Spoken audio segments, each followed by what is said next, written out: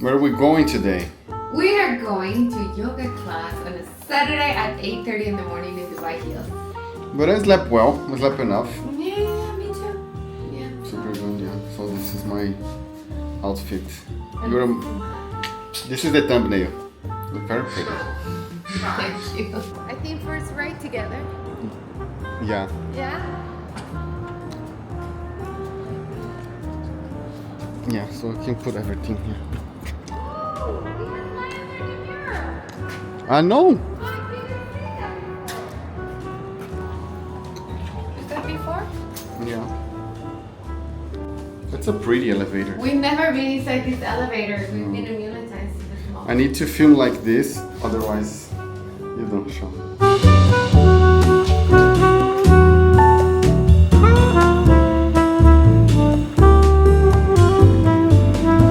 And at least today I'm not the only dude. Ooh, there's a green juice and everything. Yeah, these drinks are really My nutritionist's wife. Yeah. What is this? These ones are actually juices, natural juices with good ingredients, and you have a lot of collagen in them. I actually tried them before. They're really, really good. Some of them are smoothies as well, which higher calories, but these ones are like 90 calories. Improves the skin, hair, and nails. Yeah, It's going to collagen, grow baby. hair on me. You're gonna grow nice beard, which I don't know if that's even possible.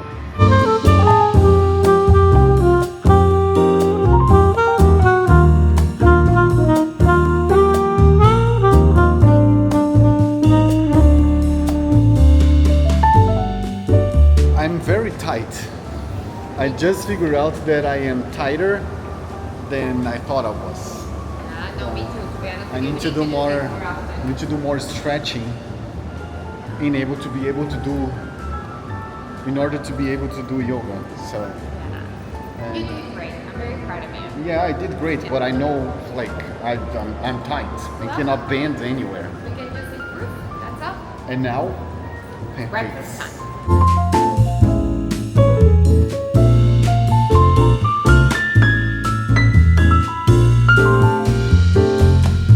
And a little bit of a change in the vlog. After the yoga, Maria and I we were just super lazy. We didn't want to do anything. The day before I didn't sleep well. Maria was super tired. So we basically just relaxed the Saturday afternoon, which was very well deserved and enjoyed. So in order to fill this vlog, I'm going to answer more questions that came through my social media. The session of questions today is mostly about construction, people that want to invest in construction. Specifically here because I am building in the US, I'm going to answer, I posted this on my Instagram last week, and I'm going to answer how people can invest in construction or do construction being in another country, do construction in the US being in another country. So with that introduction, I'm going to start. Which are or what are the biggest challenges for who wants to invest in construction in the US being in Brazil? Well, number one is the distance, right? You are in one country and you're investing in another one. One good thing about being in Brazil and investing in the US or being in South America and investing in the US is the time difference, because Brazil is here and US is here and Brazil is here.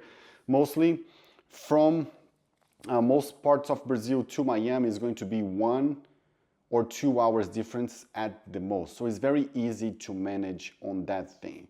The other biggest challenge is regulations, right? A lot of people, and that's the biggest mistake Brazilians does. And I think other nations can do the same, right? And thinking about, oh, in my country, I do like this. But you need to understand that the US is just one big republic with 50 different states, right? And each state has their own regulations and building codes and everything. So you need to be very aware of that particular state rules and also the biggest, the city that you are in.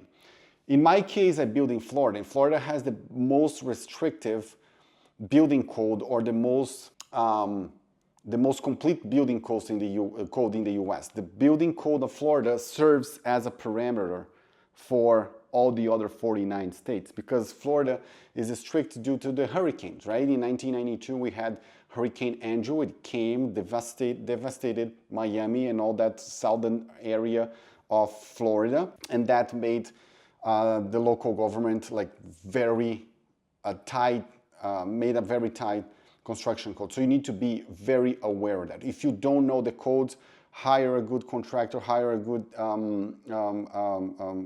architect, and of course a good owner's rep, which goes along with the next topic that I want to talk about in this question is how to manage the construction, right? So you have the distance, you have the regulations, and you don't know what to do, right? You don't know what you don't know if you're doing it for the first time. So one of the big things that I can tell people is to hire a owner's rep to do your construction or to help you in the construction.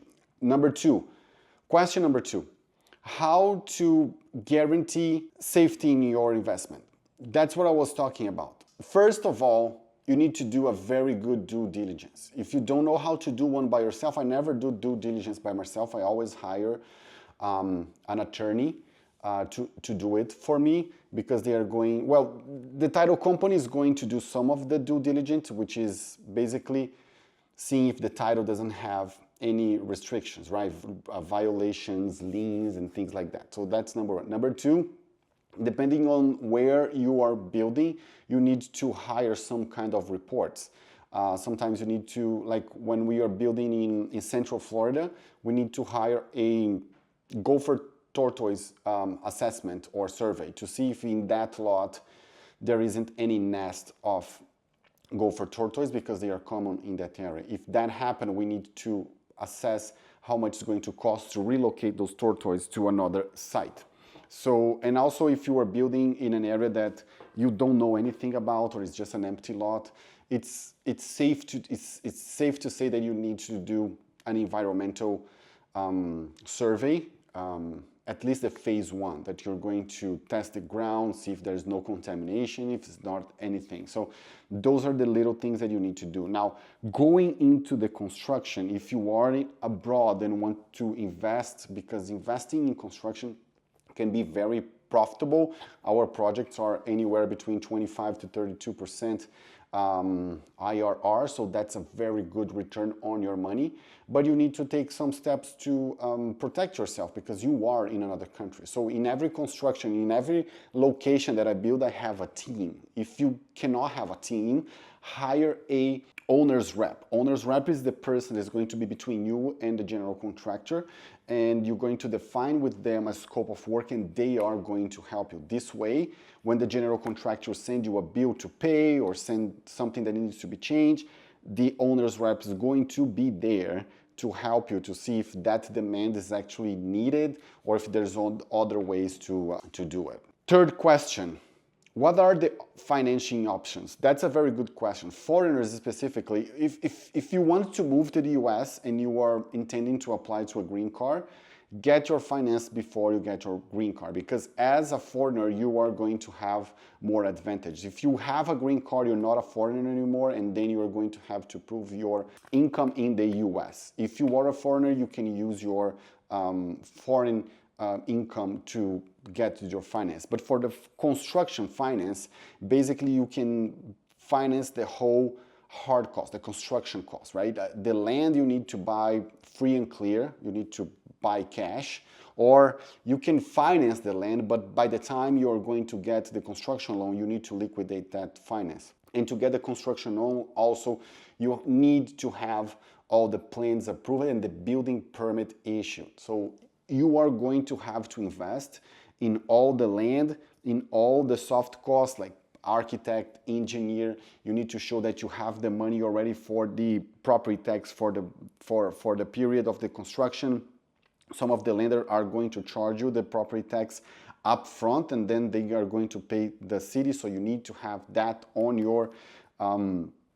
on your bank account, and also you're going to have the bank is going to analyze the constructions, going to estimate how much interest you're going to pay, and they are going to ask you, look, I want to see this money in the account, because that's the guarantee that the bank's going to have, right? The bank will have three guarantees. Number one is the land, number two is all the construction you do on that land, and number three, they're going to see, okay, since during the construction you only pay interest, they want to know that the interest is safe, is already there.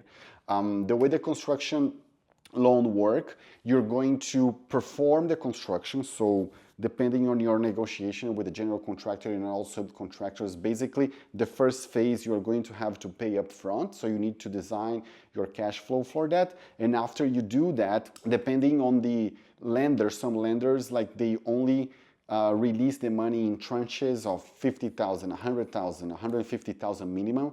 So you need to get to there, and then the bank's going to go there. They are going to measure your construction with all the reports and see, okay, whatever you said you do, you have done, you did it. So here's the money for that phase. So with that money, because you paid off front and now you will receive the money, you use that amount of money to go to the next phase, and there you go. So every time you do a next step, the bank's going to finance you. So it's totally possible to finance 100% of the construction, leaving the land, the construction as collateral. And if you have other assets, you can do that also.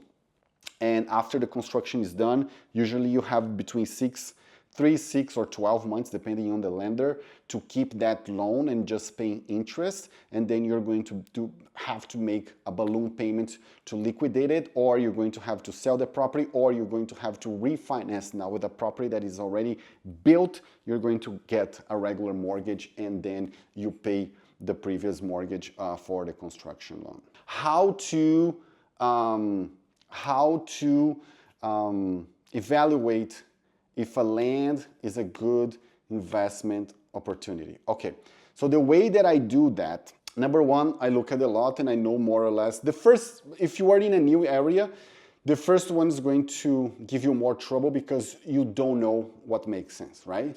For instance, in Ocala, in the beginning I had to look everything, like all the lots. And one by one, I didn't know if they were expensive or if the price was right. Now, just by looking at the lot, I know if it's expensive or the price is right.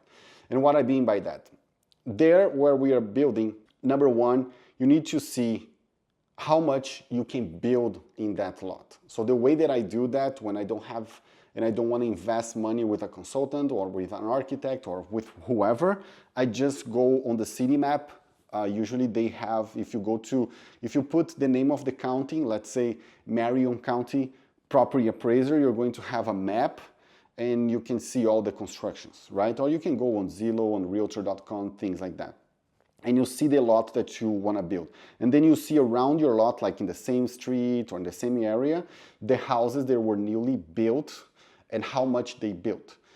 2,000 square feet, 5,000 square feet, 9,000 square feet. And then with that, you see, okay, if that lot you do just, you can do just an estimation. If that lot is 10,000 square feet and they built 5,000 square feet, and my lot is 12,000 square feet, it means I can build 6,000 square feet, right? And okay, if I can build 6,000 square feet, for how much is going to be the construction, how much is going to be the sale price, how much is going to be all my soft costs, and that's from there I'm going to see if that lot is worthwhile or not. However, in some areas, for instance in Ocala, things that we are discovering as we go, most of the sites, they don't have water connection. So you need to go to the county and ask for, okay, this lot has water? No, it doesn't. Okay, so how much, where is the closest? It's going to be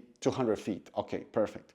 So I know that the cost to bring is $100 per feet. So 200 feet times $100, so that's $20,000. Okay, so I know I need to increase in $20,000 how much I'm going to have to put there. So if a lot is 50,000, that's on the projects that I'm analyzing, and that already know, right? If the lot is 50,000, it must have the connections, because if I need to do the connections, the numbers are not going to work. So we just bought a lot for 49,000. All the connections are there, so we don't need to do anything else. But the lots there are $45,000, $40,000. They will require a connection, right? And we need to see how far is that. So if the lot is 40,000, I know that the connection cannot be more than 120, 130 feet away. If it's a 35,000 lot, then I know that the connection can be further because it's just 35,000. If I spend another 15 to 18,000 with that lot to bring the connection, I know it's going to work. So basically that's what you need to do. You need to see the lot if they have all the infrastructure. You need to see how much you can build in that lot and just compare the cost price of the whole construction and the selling price on the living area. So basically that's it. So those were the questions for today. If you have any questions that you would like me to answer, you can send here or in my Instagram. Those are the social medias that I watch the most, and it's going to be my pleasure to answer to you. So I'll see you tomorrow.